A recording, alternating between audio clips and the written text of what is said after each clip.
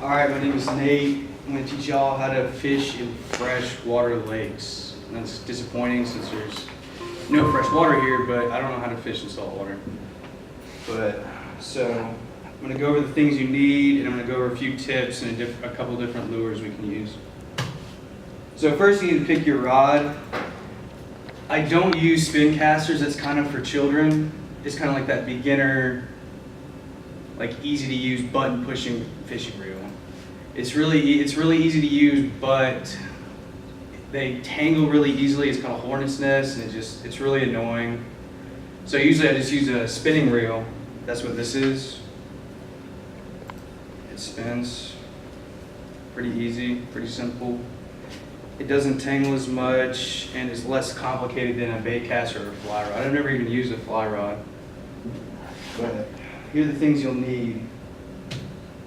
You need a good fishing hat, of course. I can't sing that, but you need a cooler to put all your fine wine in and different baits and stuff like that. You need your Crocs, of course. They have to be camouflage. You can't go fishing. You need a good knife for cutting your line, cutting bait. You need a lighter. This is probably the most important part of your tackle box. You use the lighter because sometimes you have line. You may not be able to see, but you have line stuck in the lure, and you really need to get rid of that. And if you have braid, you can't bite it off, or you can't really cut it, so you got to burn it off.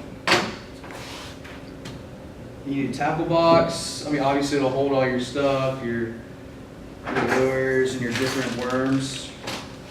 And of course you need fine wine. All right, now we're gonna talk about topwater baits. This is my favorite bait. You can use this year-round. You wanna throw this bait out about a pole and a half's length from the shore. I don't fish on a boat a lot, so you wanna throw out, like say this is the shoreline right here. You're behind, obviously. You wanna throw out about that far. And with this, it has a little, I don't know, like a little cap on the end.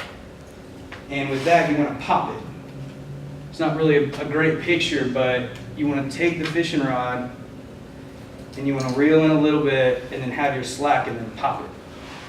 And it creates that little splash, and that fish don't think of it as something to eat. It's more of a curiosity. It kind of scares them. I mean, a lot of other fishermen are going to tell you a different reason, but I think that's why. I mean, it's obviously, it looks like a fish, but it really just scares them. And next, we're going to talk about crankbaits. This is called a rattle trap.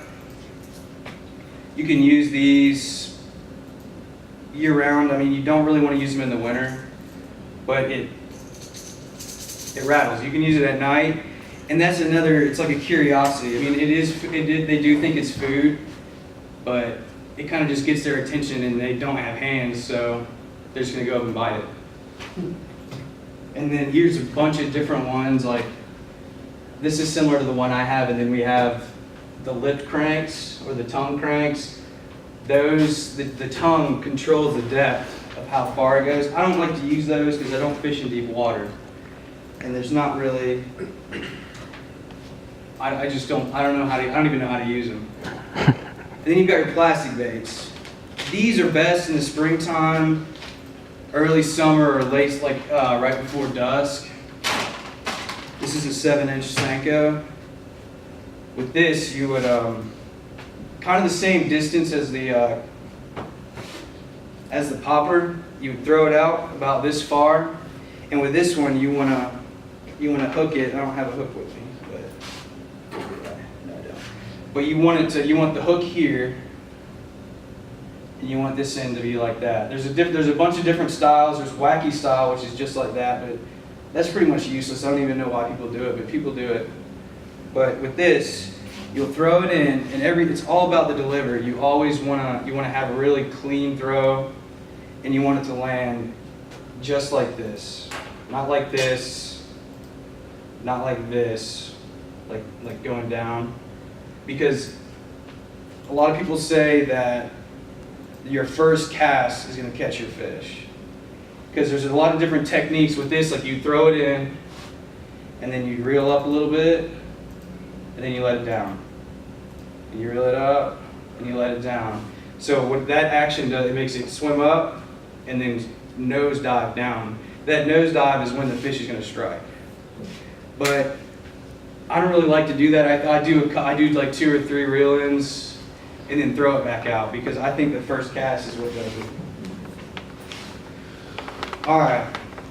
If there's one thing that you can learn about this, it's extremely important. Oh, here's a bunch of different types. Don't keep your fish. Don't eat fish. Saltwater, yeah, it's different. You can keep those fish, flounder and mackerel. Keep that and eat it. Freshwater, don't. You catch a bass, throw it back in. I want my grandchildren to fish. That's extremely important to me. And yeah. So go out there and fish.